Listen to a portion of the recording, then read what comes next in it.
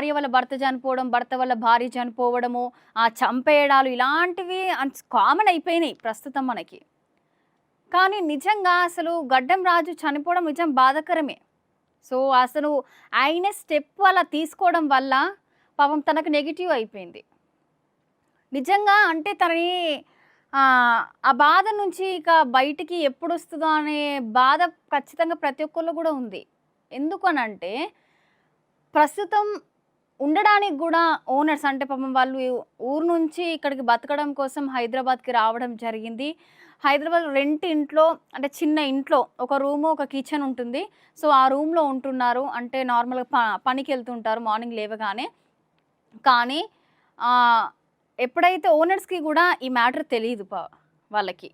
అంటే ఎవరైనా గూడా పిలిచి చెప్పుకోరు కాబట్టి, అలా మీడియా అందరము వెళ్ళడం వల్ల పాపం నిజంగా చాలా రిస్క్ అయిపోయిందనే చెప్పుకోవచ్చు తన లైఫ్‌కి.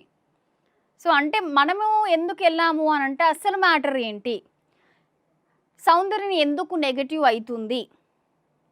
ఇప్పుడు సౌందర్య వల్ల చనిపోయినా అని తన భర్తే వీడియోలో చెప్పాడు మనకి.